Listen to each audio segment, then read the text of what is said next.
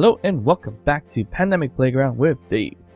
And today we have another experiment for you guys, and that is making combination locks, simple locks, or a keypad lock to make things open or turn things on.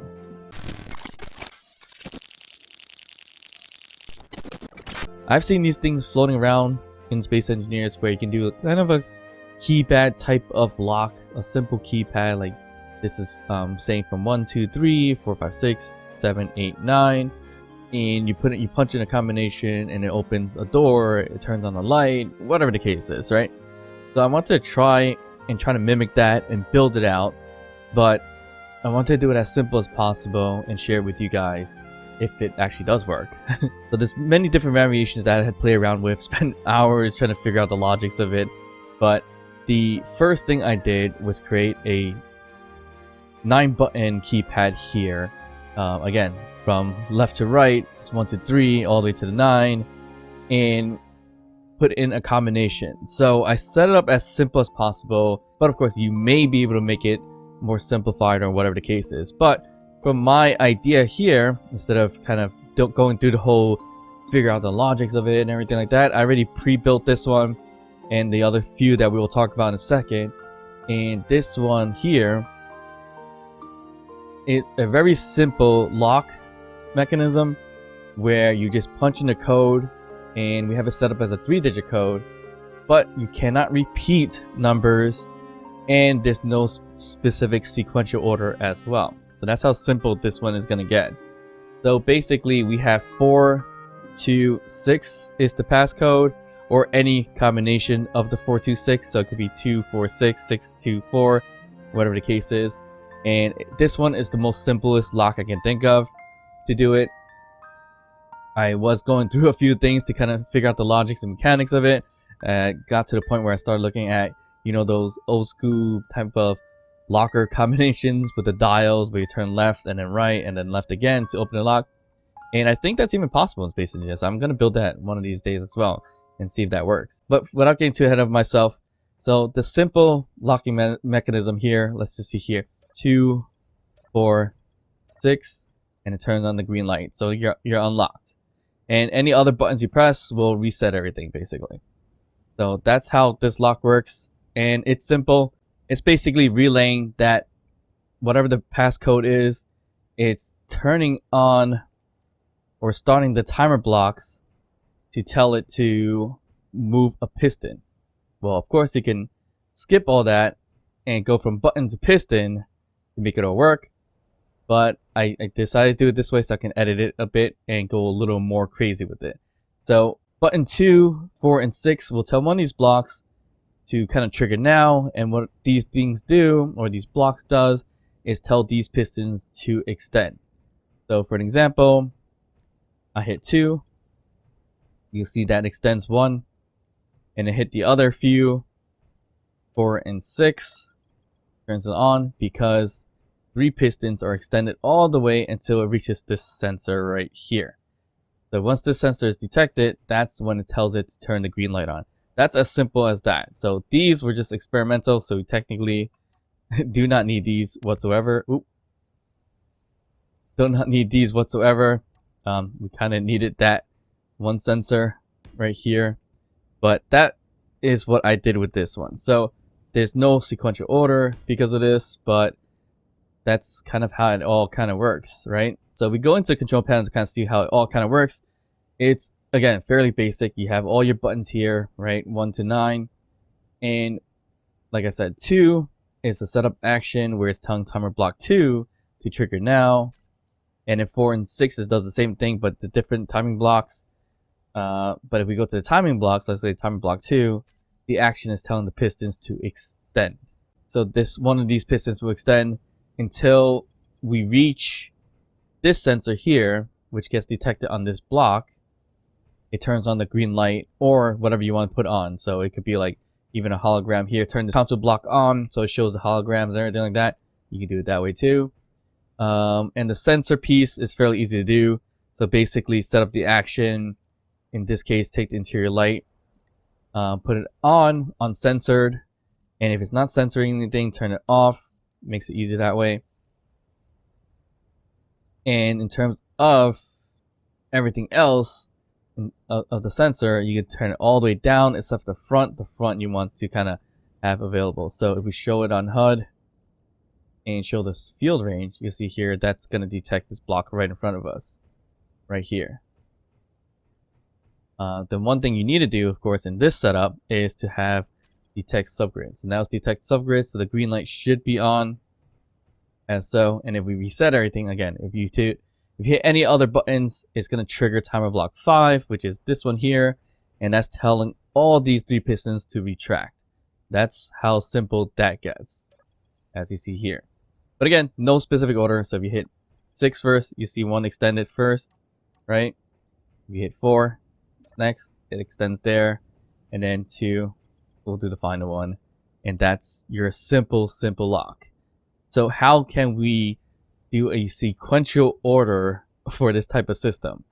That took me a long time to figure out because I couldn't figure out the logics of making a sequential order with these piston styles and the timer blocks, but I did finally figure it out, and that is right here. So it can get a little complicated, but it works out pretty well. Hopefully you can follow along with this if you don't know how to make it. It is following the same concept as before, but we added additional logic, kind of like a logic piston, I call it, that once it reaches a certain threshold, it will extend the 3 pistons forward, which is these here. So this is my logic pistons, which is the same as the original one we just talked about until it hits that sensor, right? So in this case, it's a little bit different because we had to add a little bit more pistons. So instead of just the 3 pistons to extend, we have these guys here with more sensor blocks and another piece here for sensors to do certain things too. So same code is it's going to be 4, 2, 6 in that sequential order. So as you see here, anything we press in terms of 1, 3, 5, 7, 8, 9, that will always reset everything because it's telling timer block 5, as we mentioned before, to retract all the pistons, the 3 pistons here. Let's call this the logic pistons, as you're going to see here, logic piston 1, 2, and 3. Right? So if you punch in the right code, let's say 1, or no, let's say 4, you're going to see a few things happening. Number 1 is the piston here to satisfy the first logic, meaning it hit code, the first code in sequential order, which is detecting by this sensor on this block. So that will tell the logic piston to extend for the first one. And what it's also doing is telling this piston to extend, which I call this the fail piston. So that would help with the sequential order. So what that means is that this sensor, if it was retracted over here, and at any point in time you hit the wrong one, or if you hit 2, which is a right code but in the wrong order, and it gets detected, it's going to retract everything back, right? So a good example is that it's going to be this one here, number 3, not 3, 6, code 6. So if you hit, or keypad 6, if you hit keypad 6, it's going to detect, this sensor is going to detect it and tell it to retract because that's not the correct order.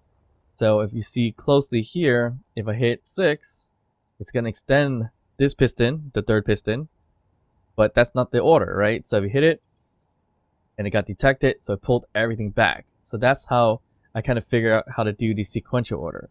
So even if you hit 2 initially without hitting the first one, you'll see the second one, the one in the middle right here, that's going to extend as well. But it's going to get detected by this sensor, and that sensor tells everything just to go back as well or retract. If I get a good view, hit 2 right here, it's going to extend, but it's going to come back as well. So if you hit the right order as before, 4, 2, and 6, you see green light, and that is your sequential order. If you want to add more, you can definitely add more. You just got to add one of these pistons with it for a new code or 4th code or 5th code or 6th code, but you also have to add in the failsafe here and the logic piston, as I call it here. So this was a quick and easy way of making a sequential locking system with a keypad. And of course, you need the failsafe or the fail logic here to make that all kind of happen. I'm sure you can make all this with like timing blocks and scripts and everything like that, but I really want to do it more visually, so it makes it more easier to understand how this all kind of works. So you see the breakdown with pistons, it just makes it a lot easier. So once again, hitting 4 will bring this piston, satisfy this sensor, which is the logic, which hits the one of the logic pistons to work. So the next logic piston sensor is going to be this one. So if 2 gets triggered and gets detected, logic 2 piston will go forward. And then the third one, which is this sensor here, if it detects something, then logic piston 3 will extend. So that's how that all kind of triggers out. So if you hit the right code 2 is hit as the second one and is correct, it doesn't hit the failsafe here, and then you'll see right here this sensor is detecting this block here, so it's telling logic piston to extend. And then we hit 3, and that one is the sensor before right here detecting the middle piece, and that's telling logic 3 to extend. So that's how you kind of unlock it all. And to reset it, you just hit any of that. So again, if you hit the wrong one, so 6 first, that does nothing. It does go forward, but it stops it. But if you hit 2, it brings the piston middle ones forward and the fail logic piston go forward, but it gets reset because it's hitting this fail logic of 1. So that all kind of works out. I know it might be confusing. Hopefully I'm explaining it kind of well, or at least you can see it visually pretty well how that works. And you can put multiple combinations here, or longer sequential combinations once again, but you just add piston, 1 piston to go forward, 1 piston to be a failsafe, and then you kind of find the order of the sensor or when it's going to touch it. So this case, it kind of worked out based on maximum distances or minimum distances. So they all have different distance here. So this is about 1.5 or 1. This one's at 0, and this one's like at 0.5 or 1, something like that. And that made it so these sensors don't touch each other immediately, but when they all extend and extend properly, that's when they'll touch each other in that sense. You can't really do duplicated numbers because it doesn't really do anything. So meaning it's not going to reset anything if you hit it like more than once in the right order. So you could do 4, 4, 4, 2, 4, 4, 2. That doesn't do anything, right? Because you already hit those. And then if you hit 6, it's going to trigger because it's still the right sequential order, 4, 2, and 6. So yeah, there's no duplication in numbers so that it can't reset. So I believe you have to add another logic or 2 pistons to actually make that work. But hopefully that was somewhat easy to be explained, and you can see it visually how that all kind of works. If you are very curious, or if you want to see or play around with yourself, I'll probably put in the workshop, link it at some point. Yeah, I'll probably put in the workshop, link it eventually, and so you guys can play around with it to kind of get a good idea of how this locking mechanism works. And of course, with this locking mechanism, you can always hide it based on the timer blocks, based on the pistons. This is all done in a small grid version, so I put it on a pretty much advanced rotor or regular rotor down here with the blocks. So that's how I was able to do that. So it's an interesting one. It could be used for a hatch door, or light things up, open any doors, again, projections, things like that. So hope you guys did enjoy that kind of random experiment with some combination lock logic in this case. I have a few more ideas I want to play around with. Again, it's going to be that combination dial lock, and maybe build somewhat of a clock using RPMs and rotors and things like that. So look forward to those. If none of this all makes sense, feel free to pause right here, kind of look through kind of the steps here. It's not really in English either, not in programming language because I'm not a programmer, but this will kind of tell you exactly what's going on here. Alright, so as always, if you enjoyed this experiment, hit that thumbs up, like the video. Don't forget to subscribe to the channel, hit that notification bell, drop a comment down below, and of course, I'll see you guys next time. Bye.